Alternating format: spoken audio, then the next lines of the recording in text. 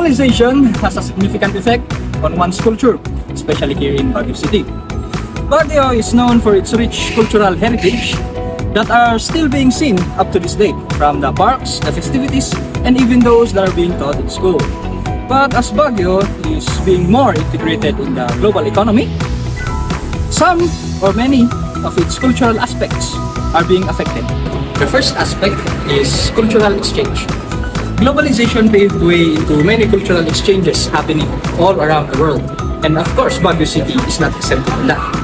And as we all know, Baguio City is called the melting pot, which many tourists and immigrants are joined in together here in Baguio City.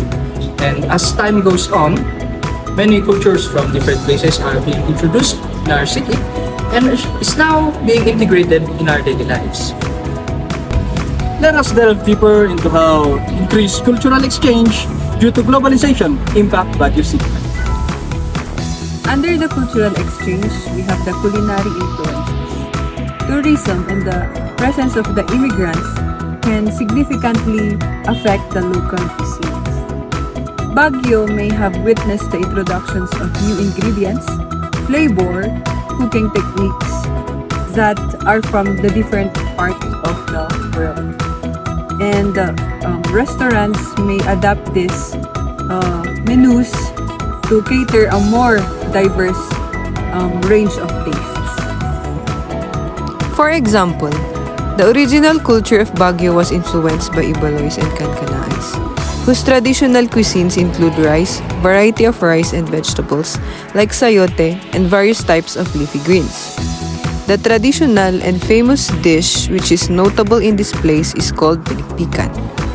Also, taho, cassava, and others are the traditional snacks found in the vicinity.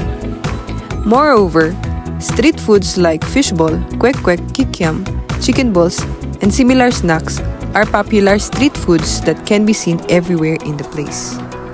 Nowadays, because of globalization, you find international dishes served in restaurants such as kimbap, pizza, or Indian curry alongside traditional Filipino fare.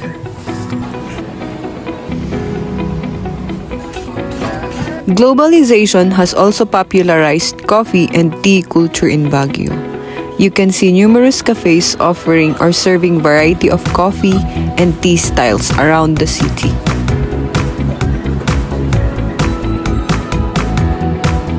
Globalization has introduced global fast food chains like McDonald's, Greenwich, KFC, and many others as a convenience food to Baguio. This influenced the eating habits of the locals.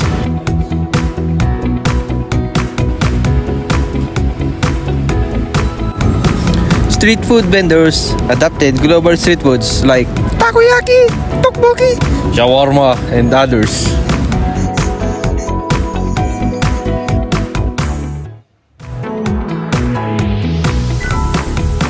Next is the traditional clothing. The clothing in Baguio City, just like in many other parts of the Philippines, represents the heritage of the native people who have been living there for a long time. Their traditional outfits include special woven clothes, like the wrap-around skirt for women, called tapis, which can have fancy designs on them. Men might wear a loincloth known as bahag. Both men and women may also wear jewelry made from colorful beads as part of their traditional clothing. When it comes to shoes, they might wear moccasins made from materials found in the area, often decorated with beads. Because of globalization, Western fashion trends have made their way to Baguio City. This has caused a change in what people like to wear. As Western-style clothes become easier to find, the traditional clothing that people used to wear, especially among the younger generation, is not as common anymore.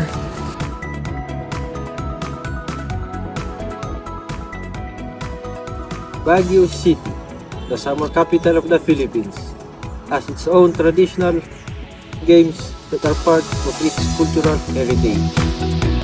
Some of the traditional games in Baguio City include sungka, tuksong baka, tumbang preso, and many others.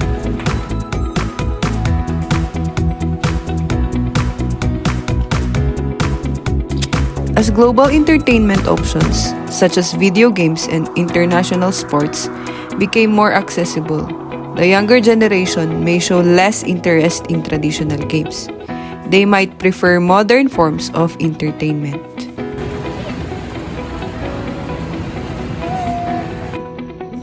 The second aspect is cultural homogenization. With the influence of global media, there might be a risk of cultural homogenization, where local traditions and languages are slowly being replaced by a more global terms, especially English. English, the new universal language. And because of globalization, more people are learning and using English. And this might mean that local languages or dialects are being used less and less. What did you watch yesterday? I don't have a TV. Internet? None. Cell phone? None. Then what did you do? Sleep!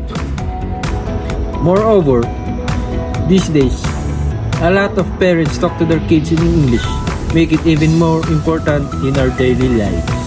Okay, stop incredible! Keep your hands up! We're gonna scare her. Oh, I told you you don't know how to swim with any language.